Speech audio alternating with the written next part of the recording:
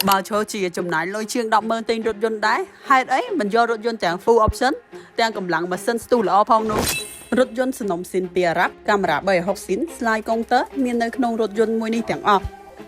នេះគឺ Long Cruiser VR ឆ្នាំ 2022 Twin Turbo សាំង 3.5 តាក់បូភ្លួងកាន់តែពិសេសទៀតនោះគឺវាមានមុខងារបច្ចេកពីក្រៅបានទៀតដែលជា option សិនមកពីអារ៉ាប់តែម្ដងទាំងអស់នេះសិតតែជា option ធំសំខាន់របស់រថយន្តនេះនៅមាន option ផ្សេងជាច្រើនទៀតរ៉ាដាចាប់កន្លងផ្លូវ Frank Auto មុខក្រោយកាមេរ៉ា360កៅអីក្តៅត្រជាក់មុខក្រោយ wireless charge ទូទឹកកកគឺមានមើលកា play ហ្មងចូលមកដល់ទៅតាមឡានវិញខាងឃ្លាំងធានាឲ្យស៊ីនមកជុំអាយពូខាងក្នុងគឺពូពណ៌សាច់ដែលធ្វើឲ្យខាងក្នុងភ្លឺផងដែរចំណែកឯជួរទី2វិញនេះនៅថ្មីសាច់ជ័រអត់មានដេកអត់លាត់ព្រោះម្ចាស់ឡានអត់សូវប្រើហើយរថយន្តនេះម្ចាស់ដើមទី1តែម្ដងឡាន option ពេញបែបនេះមិនងាយមានទេពុកម៉ែបងប្អូនដែលកំពុងស្វែងរកអាចមកមើលនៅឃ្លាំងបានចំណែកឯក្លុបក្រោយវិញម្ចាស់គាត់ប្រើថែអត់មានដាក់អវ៉ាន់និយាយរួមទៅឡើងផ្លឹងហ្មងហើយកៅអីជួរទី3នេះគឺចុចអូតូឡានស្អាតហើយតម្លៃល្អទៀតសម្រាប់ព័ត៌មានផ្សេងពុកម៉ែបងប្អូនអាចតាក់ទងតាមលេខ3ខ្សែនេះឬក៏មកដល់ឃ្លាំងផ្ទាល់អរគុណជម្រាបលា